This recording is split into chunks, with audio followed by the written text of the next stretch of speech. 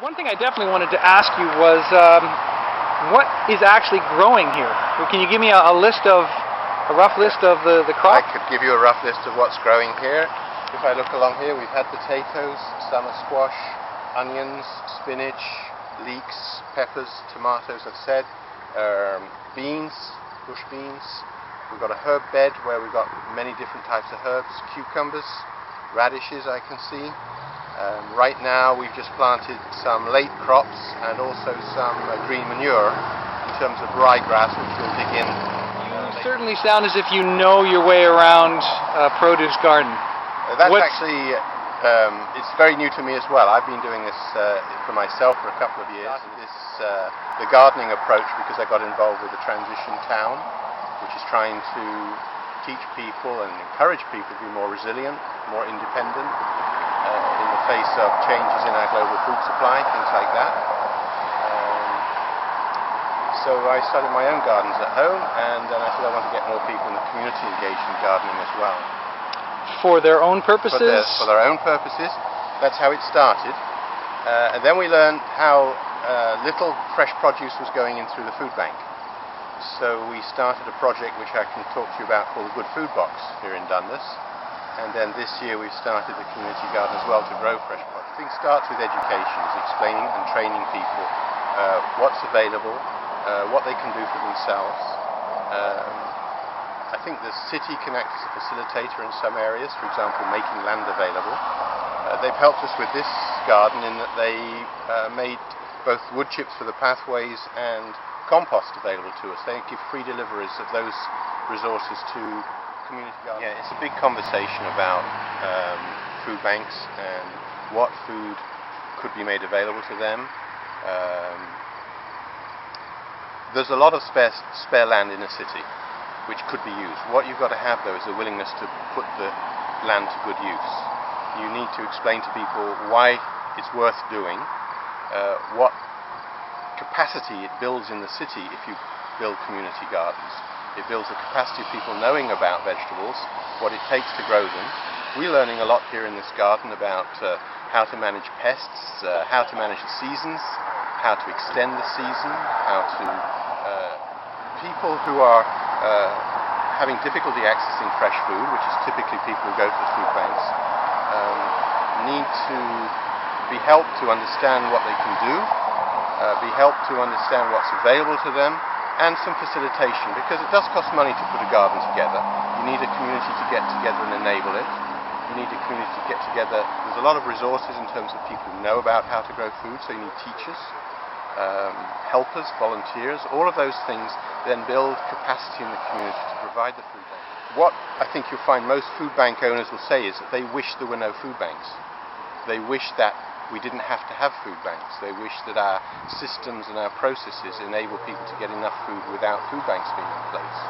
One of the things that community gardens can do is start to make people more self-sufficient so they don't have to. There are a number of people who use food banks who will never be able to garden, so we can help them by through volunteer teams taking food. Most of the food bank food that you'll see is processed, packaged, isn't necessarily the best for the diets of people's diets.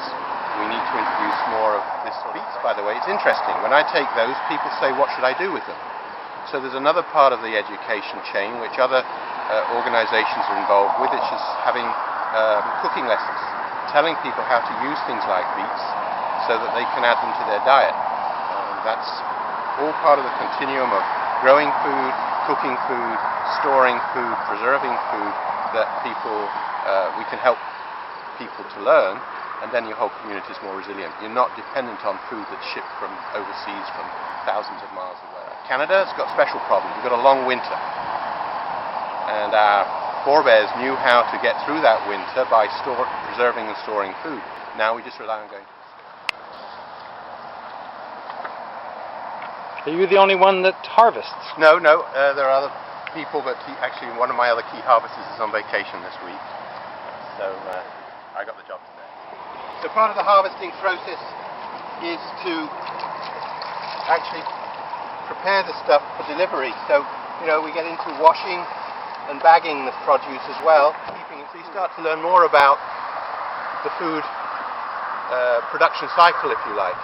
because it's not just planting stuff, it's harvesting, washing, dealing with insect pests, packaging it up, keeping it cool and getting it to the food bank. They have a good walk-in refrigerator, so they can store it for a day or two until they give it out to their clients. Well, they tell me usually it goes the same day. The Good Food Box program is designed to get low-cost, good quality, fresh produce into the hands of more people in Hamilton and here in Dundas. It started actually, Toronto Food Share started this many years ago, and at the beginning of last year we brought it to Hamilton. So what we do is we buy fresh produce in bulk, and then volunteers package it up into family-sized boxes. We sell them for $15 once a month, and it can be distributed to distribution centres, so that we get, say, an apartment building, we find a coordinator who's prepared to work at the apartment building, and we will deliver 10 boxes to them, and they can give them out to the neighbours. They're responsible then for ordering. We started last year here in Dundas. We have about 100 customers. Approximately 50% of those go directly into the food bank. They've actually donated by members of the church communities here in Dundas. In downtown Hamilton, all of the boxes are purchased by individuals. In some cases they're subsidized by community groups again, and they're up to over 300 boxes in the downtown. Here in Dundas we can manage 100 with an all-volunteer crew, but downtown Hamilton, as it grows to 400, 500, 600, they do need a little bit of funding support, and that's the challenge that they're facing right now, is to get that help so that they can provide some part-time staff who can coordinate. Herb bags, things like that.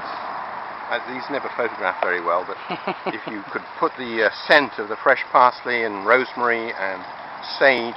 People who are new to fresh produce, is there a standard reaction when they've bitten into their first honestly grown?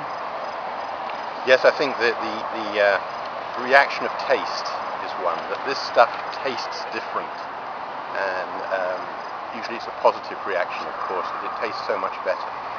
Think especially if you come and try a freshly picked tomato or a freshly pulled carrot. I think they're the two, because we're so accustomed to eating tomatoes and carrots, they're the two where people see such a difference. And if you pick fresh basil, for example, and smell that is just a beautiful smell, herb beds. Those are the ones I think which have got the most impact.